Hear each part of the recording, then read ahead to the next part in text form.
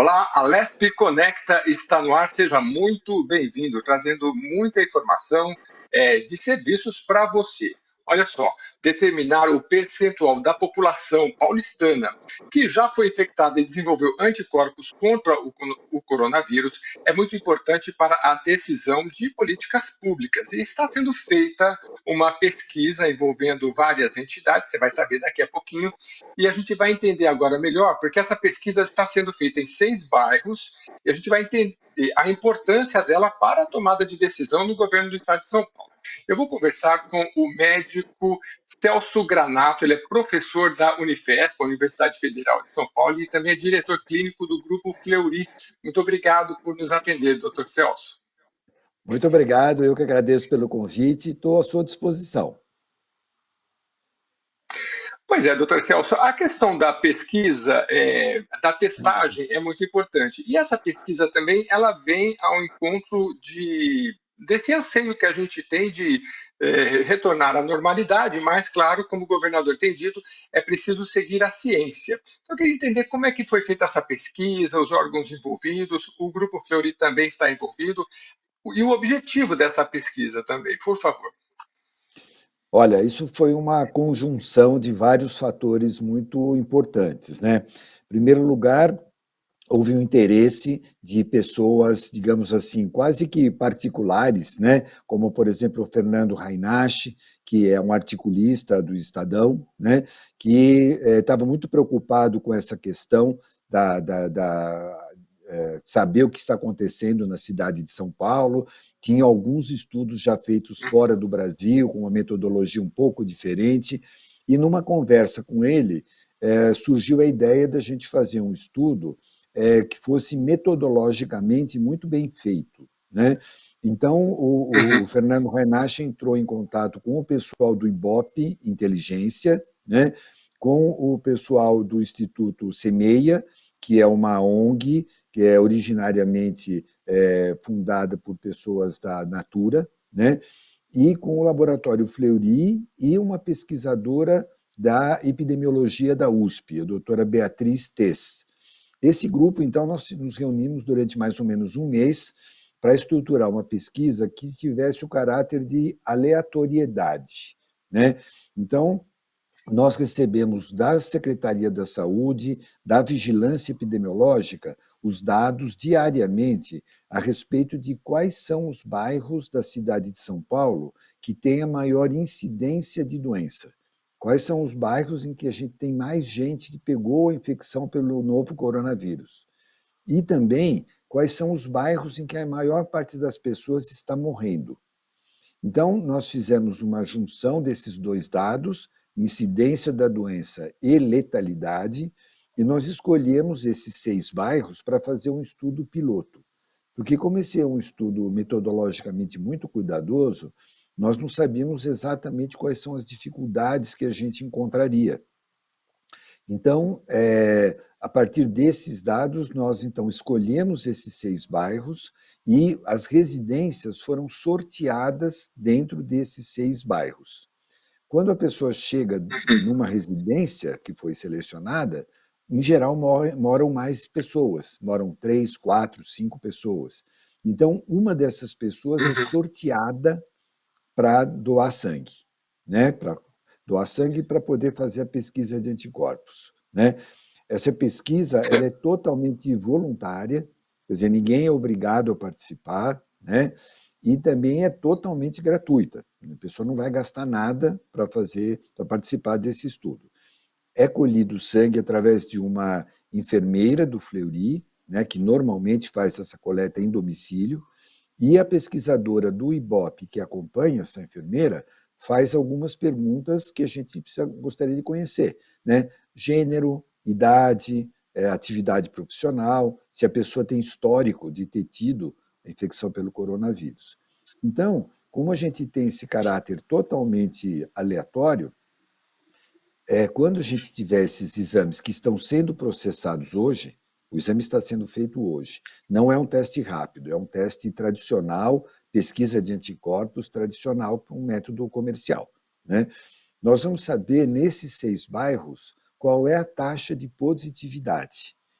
Na hora que você repete isso em várias regiões da cidade, e isso é transmitido para a Secretaria da Saúde, para o governo vai poder organizar de uma forma mais segura essa volta à normalidade. Porque a gente sabe que se a gente for voltar de uma forma descontrolada, nós podemos ter outras ondas de infecção. Então, suponha que a gente estivesse Sim. diminuindo agora essa incidência, se você abre descontroladamente, o que pode acontecer é que você pode ter uma segunda onda. Então, quais são as regiões que podem abrir? Quais são as faixas etárias que você pode, por exemplo, liberar para que elas já sejam mais, ter uma vida mais perto do normal? Ter alguma profissão que pudesse ser liberada? Então, esse trabalho aprimorado e repetido várias vezes vai dar uma informação para a gente sobre a melhor forma, a forma mais segura de a gente voltar à normalidade. Muito interessante. A primeira questão que vem para o leigo, e o senhor também não é estatístico, talvez eu faça perguntas que não estão no âmbito do seu domínio, mas assim, a gente pensa, poxa, tem um bairro, mas as pessoas estão o tempo todo se deslocando para lá e para cá, né? Como é que você vai saber que naquele bairro, enfim, as pessoas estão mais infectadas, mas hoje estão, mas e amanhã estarão assim também? Mas o senhor explicando agora eu entendi melhor, porque com essas informações, você pode saber, porque são muitas variáveis. Talvez você tenha um bairro que tem mais idosos que saem menos de casa e provavelmente ali o índice vai ser menor. No outro tem as pessoas pegam mais coletivas, enfim, talvez a incidência seja maior. O importante, não é, doutor, é que quando você consegue mensurar, você já consegue ter alguns caminhos. O senhor sente isso? O duro é que o vírus, quando a gente não mensura nada, a gente fica muito impotente, né? Toda a informação pelo que vocês estão me trazendo, parece muito relevante. Você tem toda a razão. As pessoas se deslocam de um bairro para outro, é muito comum na cidade de São Paulo, uma cidade muito complexa, né, muito grande, e é por isso que esse trabalho tem que ser feito em várias regiões. Na medida que você vai preenchendo esses bairros, você consegue ter uma ideia melhor do que acontece na cidade como um todo, né? Por isso que a gente fez questão de chamar esse aqui de um projeto piloto, porque nós percebemos que, por exemplo, as pessoas em um certo momento têm medo de ser abordadas, né? Nós moramos numa cidade muito grande, uma cidade que tem uma preocupação com segurança, né? Então, nós percebemos, por exemplo, que quando a gente consegue conversar com a pessoa e explicar para ele o objetivo, a população é muito boa, a população é muito participativa. 96% das pessoas que a gente conversou concordaram em doar o seu sangue para fazer o exame, né? Só que às vezes é difícil a gente conversar com a pessoa, porque o porteiro, às vezes o síndico, com toda razão, preocupados com a segurança daquele condomínio, eles têm medo, né? Então, mesmo a pessoa se identificando, olha, eu tenho um documento aqui do IPOP, eu tenho um documento aqui, eu sou enfermeira do Fleury, ainda assim a gente teve uma certa resistência. Então, nós estamos agora estudando maneiras de como nos aproximar mais das pessoas para poder conseguir conversar com elas mais. Porque a partir do momento que você consegue conversar, elas topam participar, né? Então, nessas etapas seguintes, nós vamos, em primeiro lugar, ampliar cada vez mais, né? É possível que você, em 15 dias, consiga fazer mais 6 bairros, e depois mais 6 bairros, e depois mais 6 bairros. E é possível também que a gente possa voltar para os bairros que já foram estudados e não colher sangue das mesmas pessoas, mas colher sangue de outras pessoas do mesmo bairro. E com isso a gente vai ter uma noção Uhum. da velocidade de disseminação, né? Então, ele tem que ser feito exatamente como você lembrou, né? Não adianta a gente fazer um bairro só porque as pessoas se deslocam, né? Mas na hora que você vai preenchendo todos esses bairros, daqui a pouquinho a gente vai conseguir conhecer uma parte grande da cidade. E aí sim, a gente vai poder tomar essas decisões com mais certeza, mais segurança, né? Doutor, em relação à transmissibilidade, né? As pessoas, toda hora a gente vê uma notícia diferente, né? E a ciência também está procurando dar respostas. Mas o que nós temos? O senhor tem acompanhado? A pessoa que já contraiu a Covid-19, ela pode transmitir e ela estaria isenta, ela não pegaria mais? Que a gente já viu de tudo, né? Pegou segunda vez, mas parece que não foi isso. O senhor tem notícia disso? Sim, essa pergunta é importantíssima, porque o que a gente tem observado? Em primeiro lugar, quando você considera a média das pessoas, a gente sabe que cada pessoa contamina de 2 a 3 pessoas. Então, não é uma coisa absurda se você comparar, por exemplo, com o sarampo. O sarampo pode chegar a 18 pessoas, né? Quer dizer, uma coisa muito mais contagiosa. A gripe é mais ou menos 2 pessoas. Então, como um vírus respiratório, esse está mais ou menos próximo da média. Só que a gente sabe também que existem as pessoas que são as super disseminadoras. Ontem mesmo eu li um artigo de um coral de uma cidade americana, coral, homens, mulheres, de várias faixas etárias. Uma das pessoas estava infectada e ela não percebeu, ela não tinha sintomas, né? Ela passou para 300 pessoas. Quer dizer, essa é uma super Nossa. disseminação. Quer dizer, olha o estrago que aconteceu, né? E isso a gente sabe que existe desde os tempos da SARS, né? Quando aconteceu a SARS em 2002, 2003, mais ou menos, a gente percebeu que tinham pessoas que tinham uma capacidade de disseminar o vírus absurdamente maior do que outras. A gente ainda não entende por que isso acontece. A gente não sabe se é uma característica daquele tipo especial de vírus que ela teve, se é uma característica do indivíduo. Será que ele tem algum problema imunológico, que ele não consegue segurar essa infecção e produz toneladas de vírus e passa para um monte de gente? A gente ainda não sabe, mas a gente sabe que existe, né? Agora, ainda dentro da sua pergunta, a pessoa tem a infecção, vai ficar doente, com uma forma mais ou menos grave, a gente sabe, mas já há bastante estudos mostrando que, passados 14 dias, contados a partir do primeiro dia da infecção, essa pessoa não é mais infectante, né? Isso é importante porque já se sabe que algumas pessoas ficam eliminando o material genético do vírus durante um tempo que pode ser maior do que 14 dias. Pode ser 20 dias, excepcionalmente até 30 dias. Mas essa pessoa não está eliminando o vírus inteiro, ela está eliminando pedacinhos do vírus. E como o teste que se usa é um teste muito sensível, a gente vai continuar detectando esse pedacinho. Mas, por outro lado, essas pessoas, quando voltam à normalidade nesse período, não contaminam mais ninguém. Então, não é Quer dizer, exatamente o quando o senhor teste fala ela não é infectante, ela não contamina outras pessoas. E ela exato. pode ser contraída uma segunda vez, não? Então, isso também foi uma dúvida que surgiu, porque, na verdade, a gente não tem uma experiência tão grande de fazer esses estudos que a gente faz agora, muito mais sofisticados, para outras doenças respiratórias, para gripe, para resfriado, existe uma série de doenças, mas nunca foram feitos estudos tão profundos. E agora a gente sabe que essas pessoas, pelo menos por um período de alguns meses, elas não transmitem, né? Então, da onde veio essa informação? Porque, especialmente nesses países que tiveram a doença muito no começo, como a China, como a Coreia do Sul, eles começaram a pegar essas pessoas que tinham o material genético do vírus lá para frente, um mês e meio. Então, o pessoal suspeitou de que talvez fosse uma reinfecção, uma infecção nova. Só que essas pessoas não tinham sintomas. E agora a gente entende que o vírus ele fica nessas pelinhas que a gente tem dentro do nariz. Só que esse epitélio que a gente chama, essa pele por dentro do nariz, ela se renova a cada 2 a 3 meses. Então, provavelmente o que acontece é que enquanto essa célula do nariz está ali, ela fica eliminando esses pedacinhos de vírus, mas não são pedacinhos com capacidade de infectar outras pessoas. Então, até onde a gente sabe agora, durante pelo menos alguns meses, e isso ainda não foi possível determinar, porque a gente conhece essa doença há 4 meses. Então, a gente não pode dizer, Sim. ah, não, durante 6 meses ele não transmite. Não houve esse tempo ainda.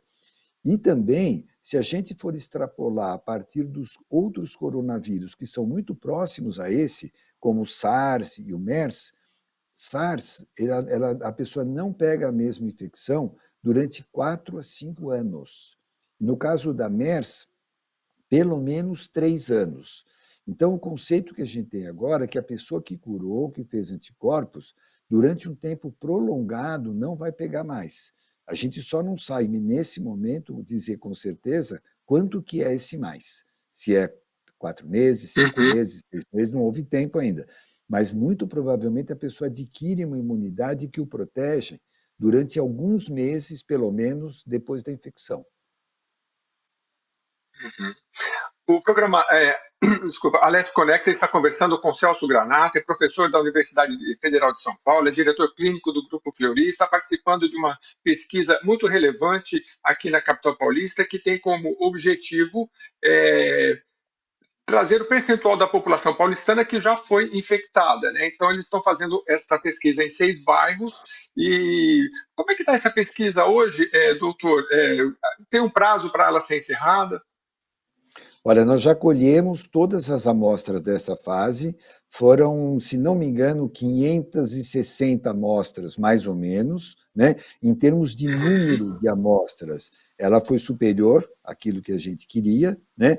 Porque algumas pessoas também concordaram em colher, porque elas moravam junto com as pessoas que foram abordadas. Então, por exemplo, você foi sorteado na sua casa, mas você mora com seu irmão, com a sua irmã, com seu pai, com a sua mãe, com a sua esposa, quem for que mora com você. Algumas dessas pessoas quiseram colher também. Então, nós formamos um grupo separado de pessoas, que eram aqueles cohabitantes, porque a gente gostaria de saber também aonde se dá essa infecção. Será que as pessoas pegam no metrô? Será que as pessoas pegam no ônibus? Ou será que as pessoas pegam dentro de casa? Já existem alguns dados na literatura a partir da China, mostrando que a maior parte das pessoas se contamina dentro de casa. Né? É óbvio que alguém esteve no metrô, esteve no ônibus ou no seu trabalho e se contaminou aí. Mas ao chegar em casa, ele passa para um número maior de pessoas. Então, a gente queria também responder essa pergunta. Então, nesse momento, nós colhemos num total de mais ou menos 560 pessoas. Elas estão, nesse momento, sendo testadas lá no Fleury, né? E, a partir desse momento, nós vamos passar para as pessoas que deram sangue, em caráter confidencial, os seus resultados. Então, a gente garantiu também a confidencialidade desse resultado. E o percentual vai ser passado para a vigilância sanitária, porque a vigilância sanitária não está obrigatoriamente preocupada se é o João, a Maria ou o José que estão contaminados, mas eles querem saber qual é o percentual de pessoas contaminadas. Né? Então, a gente está nesse momento exatamente nesse pé. O material está sendo testado, aí até amanhã vai acabar, desculpa, essa testagem, e aí nós vamos começar a interpretar os resultados, que é a parte mais nobre. Né? Então, nós vamos ter a doutora Márcia Cavalari, doutora Rose, doutora Beatriz, são as pessoas que são ligadas à epidemiologia, para poder falar, olha, aqui a transmissão se dá dessa forma, nesse bairro foi assim, naquele bairro foi assado, e enquanto a gente se prepara já para o mês que vem começar a segunda rodada, para ir atrás de mais 6 bairros. Então, a ideia é sempre ampliar isso para conhecer direitinho o que acontece na cidade. O programa Alesp Conecta está conversando com o médico que é um dos responsáveis pela pesquisa que está sendo feita, o Dr. Celso Granato, professor da Unifesp e diretor clínico do Grupo Fleury, está fazendo uma pesquisa sobre a taxa de positividade para o novo coronavírus em 6 bairros da cidade. O que isso vai nos trazer de novidade? O poder público vai poder, com esses dados, saber onde há mais infecção, onde não há, e tudo isso pode ser mensurado e observado a característica de cada uma dessas pessoas, né? O doutor pode até falar um pouquinho mais sobre isso, para que o poder público possa tomar decisões fundamentadas e evitar a transmissão do novo coronavírus. Doutor, essa pesquisa ela tem esse objetivo, mas eu queria também extrapolar um pouquinho para entender, porque assim, a população, uma que o teste não é muito barato para a maioria das pessoas, existe na rede privada. Depois eu gostaria de saber do senhor se o senhor acha que isso pode ser barateado lá na frente, Mas eu primeiro queria saber o seguinte: existem dois tipos de testes, né? E me parece que um, ele fala, olha, o Jeremias, ele já teve coronavírus, mas já não está mais no corpo dele. E o outro, não, ele ainda está, então vai para casa e fica em quarentena. O senhor pode explicar a diferença desses dois, por favor? Claro. É assim, Jeremias, você tem uma fase da doença em que a pessoa está cheio de vírus. Então, você contamina com vírus, a gente tem uma coisa que a gente chama de período de incubação, que é o período que vai entre o vírus chegar no seu nariz até ele começar a dar sintomas. Isso pode ser de até 2 semanas. A gente sabe que normalmente é 5 a 7 dias, mas ele pode se estender até por 2 semanas. A partir daí, na primeira semana em que você já está doente, quer você tenha o sintoma ou não, você está cheio de vírus. E a gente ainda não sabe por que, que algumas não têm sintomas. Provavelmente isso depende da capacidade da sua imunidade de se proteger contra o vírus, mas são coisas ainda objeto de estudo, né? De qualquer forma, nessa primeira semana, o indivíduo está cheio de vírus. Como é que a gente faz para detectar esse vírus? É um teste molecular chamado de RT-PCR, ele detecta o material genético do vírus. Esse exame é um exame muito sofisticado, né? Ele é um exame caro e, principalmente, ele é um exame que depende de uma infraestrutura do laboratório muito sofisticada para poder ser realizado. Ele precisa de profissionais da área da saúde, em geral são bioquímicos, são biomédicos, são biólogos, que fazem esse exame dentro do laboratório, mas eles têm um período de formação muito grande, porque é muito estudo para chegar a fazer esse ponto, né? E a gente teve muita limitação também, Jeremias, para comprar esses testes, porque esses testes praticamente todos são comprados no exterior. Não é à toa que o pessoal do Instituto Adolfo Lutz teve muita dificuldade, né? Os profissionais do Adolfo Lutz são pessoas dedicadíssimas, são pessoas super sérias, só que eles não conseguiam comprar os Sim. reagentes para fazer o teste, né? Então não tinha como fazer, o teste foi acumulando, as pessoas precisando fazer, pedindo, né? E os laboratórios privados, como tem agido em todas as epidemias de que eu me lembro, estavam cobrando o preço de custo do teste. Quer dizer, ele era um teste caro, sim, mas os laboratórios não estavam nem tendo lucro, porque é uma situação horrorosa você ainda querer ter lucro em cima de uma Sim. epidemia desse tamanho, né? Então, acumulou muito, né, esse tipo de teste. Mas, de qualquer forma, é um teste molecular muito sensível, né? Ele é capaz de detectar 5 vírus, que é muito pouquinho, quantidade de vírus que ele detecta. Na segunda semana, o nosso organismo reconheceu que teve a doença. Está acontecendo alguma coisa no meu organismo, tem alguma coisinha aqui que não me pertence, né? Que é o vírus. Então, o nosso sistema imunológico começa a produzir anticorpos. Então, a partir do sétimo, oitavo, nono dia, tem uma certa variação individual, você detecta um tipo de anticorpo que aparece na fase aguda da doença. É chamado de IgM, esse anticorpo, M de Maria, IgM. E depois de uns 3, 4 dias, aparece uma IgG, com G de gato. E esses anticorpos, esses mais iniciais, o IgM, vai ficar positivo durante 3 semanas. E esse outro IgG é esse que a gente acredita que confira essa resistência a uma nova infecção, vai ficar durante muitos meses. Exatamente quantos ainda não sabemos, mas muitos meses, né? Então, quando eu Agora, fiz um doutor, estudo... Pois não, pois não. não, me desculpe, esse que possivelmente estão dizendo que vai ter na farmácia e é uma picadinha, esse é um. Qual deles? Esse é o mais simples, né? Dos Desculpa, dois. esse é o E mais esse vai simples. identificar o quê? Ele vai identificar Esse que eu já tive ou que eu estou? que você, os dois, na verdade, ele detecta um pouco dos dois. Esse que você está falando é o chamado teste rápido, foi muito bom você lembrar, porque ele detecta tanto o anticorpo que aparece com 7, 8 dias, como esse que vai ficar para frente. O problema, Jeremias, é que pelo fato de ser um teste rápido, ele perde um pouco da sensibilidade dele. Então, ele não tem a mesma eficiência que o teste que, por exemplo, nós estamos fazendo agora, esse teste tradicional que tem um nome muito complicado, você me perdoe, não fui eu que inventei. É um teste de quimiluminescência, né?